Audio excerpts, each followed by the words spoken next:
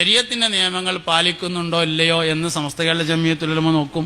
ഞാൻ ഒരിക്കൽ സമസ്തക്കൊരു പരാതി കൊടുത്തിട്ട് പിന്നെ ഇവിടെ ഈ കൊപ്പം ഭാഗത്ത് ഒരാളുണ്ടായിരുന്നു. നമ്മളെ SKSF ഫണ്ട് ഇത് നടത്തിയിരുന്നു, ജീർണതക്കെതിരെ ജിഹാദ് എന്ന് പറഞ്ഞിട്ടൊരു പരിപാടി നടത്തിയിരുന്നു. അതിങ്ങനെ ആ ഭാഗത്തു നിന്നാണ് ഉദ്ഘാടനം ചെയ്തത്. നല്ലൊരു മുന്നേറ്റമായിരുന്നു അത്.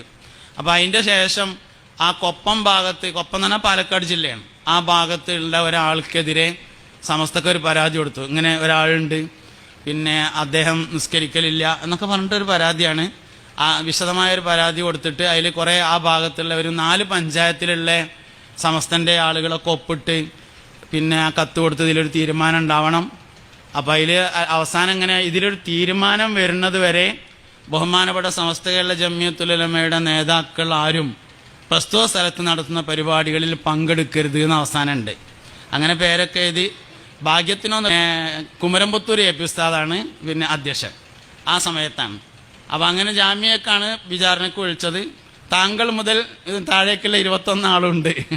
21 ആരോ 1-2 ആൾ കുറവുണ്ട്, എന്തായാലും ഏകദേശം 10-20 ആളുണ്ട്. എല്ലാവരും ഇങ്ങനെ ബാക്കിലിരുത്തി ഉസ്താദന്മാരിങ്ങനെ മുമ്പിൽ വന്നിരുന്നിട്ട് തുടക്കത്തിൽ ഒരു ദുആ കഴിഞ്ഞിട്ട് ഒരു നസീഹത്ത് ഉണ്ടാവും. അള്ളാഹുവിനെ പേടിക്കണം, തഖ്വ ഉണ്ടായിരിക്കണം, കളവ് പറയരുത്, ദീനാണ്, ദീനോണ്ട് കളിക്കരുത് എന്നൊക്കെ പറഞ്ഞിട്ടുള്ള നസീഹത്ത് കേൾക്കുമ്പോൾ തന്നെ നമുക്ക് മനസ്സിലാവും വേണ്ടിയിരുന്നില്ല അതെന്തായാലും എന്ന് തോന്നും.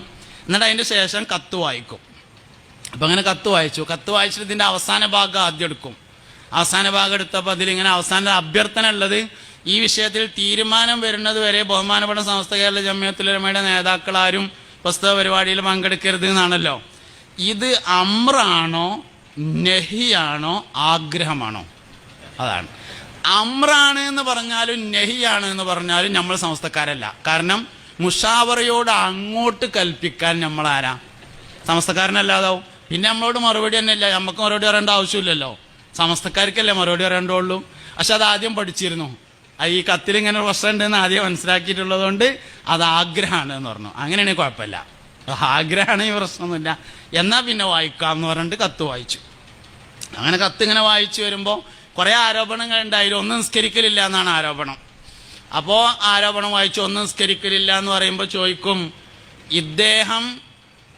ഇദ്ദേഹത്തോടുകൂടെ ഒരു വഖത്തും ആ വഖത്തിന്റെ ജംഇന്റെ സമയവും കഴിഞ്ഞു പോകുന്നത് വരെ നിങ്ങൾ സഹവസിച്ചിട്ടുണ്ടോ എന്ന് ചോദിക്കും. ഒരു വഖത്തും ആ വഖത്തിന്റെ ജംഇന്റെ സമയവും കഴിഞ്ഞു പോകുന്നത് വരെ സഹവസിച്ചിട്ടുണ്ടോ? സ്വാഭാവികമായിട്ടും ഉണ്ടാവില്ല. കാരണം ഇപ്പോൾ ളുഹറാണെങ്കിൽ ളുഹറിന്റെ അസറിന്റെ സമയം കഴിയുന്നവരെ നമ്മൾ മുപ്പരത്തിരിക്കണ്ടേ. ഇതൊക്കെ എന്ന് പറഞ്ഞാൽ എവിടുന്നേരും കേട്ട വിവരം വെച്ചിട്ട് എഴുതുന്നതല്ലേ, സ്വാഭാവികമായിട്ടും അങ്ങനെയല്ലേ. അപ്പം ഇല്ല എന്ന് പറഞ്ഞു. ഇല്ലെങ്കിൽ ഇല്ല എന്ന് തന്നെയല്ലേ പറയുള്ളൂ. കുഴപ്പമില്ല, അതവിടെ ഇല്ല എന്ന് എഴുതും. അങ്ങനെ ഉണ്ടായിട്ടില്ല. രണ്ടാമത് ചോദിക്കും, നിങ്ങൾക്ക് വിശ്വസ്തനായ ഏതെങ്കിലും ഒരാൾ ഇദ്ദേഹത്തോട് ഒരു വഖത്തും ആ വഖത്തിന്റെ ജംഇന്റെ സമയവും കഴിഞ്ഞു പോകുന്നതുവരെ സഹവസിച്ചിട്ട് അദ്ദേഹം ഇങ്ങനെ ഒരു വിവരം നിങ്ങളോട് പറഞ്ഞിട്ടുണ്ടോ എന്ന് ചോദിക്കും. ഉണ്ട് എന്ന് പറഞ്ഞാൽ പിന്നെ അയാളെ ഫോൺ നമ്പറും അയാളെ അഡ്രസ്സും ഒക്കെ കൊടുക്കേണ്ടി വരും. ചിലപ്പോൾ ഹാജരാക്കി കൊടുക്കേണ്ടി വരും, അല്ലെങ്കിൽ ഓലെന്നെ തെരഞ്ഞു വയ്ക്കുള്ളൂ. നമ്മൾ ബുദ്ധിമുട്ടാക്കൊന്നുമില്ല, എന്തായാലും കൊടുക്കേണ്ടി വരും. പക്ഷെ മറുപടി ഇല്ല എന്നായിരുന്നു. അങ്ങനെ ഇല്ല, അപ്പോൾ പിന്നെ ഇല്ല എന്നാണ്. അപ്പോൾ അതും എഴുതും. ഇങ്ങനെ ഒരു വിശ്വസ്തനായ ഒരാളും ഇങ്ങനെ ഉണ്ടായിട്ടില്ല എന്ന് എഴുതും. അടുത്ത ചോദ്യം, ഇദ്ദേഹം നിസ്കരിക്കലില്ല എന്നാണോ നിങ്ങളുടെ വാദം? കൂടെയുള്ള ആളുകളോട് നിസ്കരിക്കരുത് എന്ന് പറഞ്ഞു എന്നാണോ വാദം? രണ്ടിനും രണ്ട് ഹുക്കുമാന്ന് എനിക്ക് അന്നാ മനസ്സിലായത്. മൂപ്പര് നിസ്കരിക്കലില്ലേ വേറെ ഹുക്കുമാണ്, ഒപ്പമുള്ള ആൾക്കാരോട് നിസ്കരിക്കരുത് എന്ന് പറഞ്ഞിട്ടാണെങ്കിൽ വേറെ ഹുക്കുമാണ്. അപ്പൊ ഏതാണ് വാദം എന്ന് ചോദിക്കും.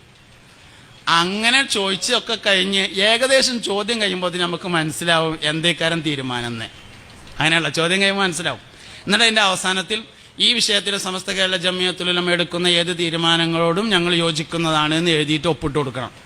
അങ്ങനെ കഴിഞ്ഞിട്ട് നമ്മൾ പോന്നിട്ട് പിന്നെ കുറേ കഴിഞ്ഞിട്ട് തീരുമാനം വന്നു, അദ്ദേഹം ശരിയല്ലാത്ത മാർഗത്തിലാണ് എന്ന് പറയാൻ ആവശ്യമായ തെളിവുകൾ ലഭ്യമല്ലാത്തതിനാൽ പങ്കെടുക്കേണ്ടവർക്ക് പങ്കെടുക്കാവുന്നതും വിട്ടുനിൽക്കേണ്ടവർക്ക് വിട്ടുനിൽക്കാവുന്നതുമാണ് എന്ന് 1-ാം നമ്പറുകാരന് കത്തായിട്ട് മറുപടി വന്നു. അപ്പോൾ ഇതാണ് സമസ്തൻ്റെ ഒരു രീതി എന്ന് പറയുന്നത്.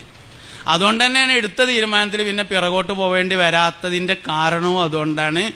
അങ്ങനെയാണ് എടുക്കുക. അപ്പോൾ അങ്ങനെ ഒരു തീരുമാനം എടുത്തു കഴിഞ്ഞാൽ പിന്നെ അങ്ങനെ തന്നെ ആയിരിക്കും ഉണ്ടാവുക എന്നുള്ളതാണ് നമ്മൾ മനസ്സിലാക്കേണ്ടത്. പിന്നെ എന്താ വെച്ചാൽ ഇതിൻ്റെ പ്രോസസ്സൊന്നും അങ്ങനെ ഒരു വെളിവാക്കലില്ല. ഇതിപ്പോൾ ഞാൻ നേരിട്ട് അനുഭവിച്ചുകൊണ്ട് എനിക്ക് പറയാൻ കിട്ടിയെന്നല്ലേ ഉള്ളൂ.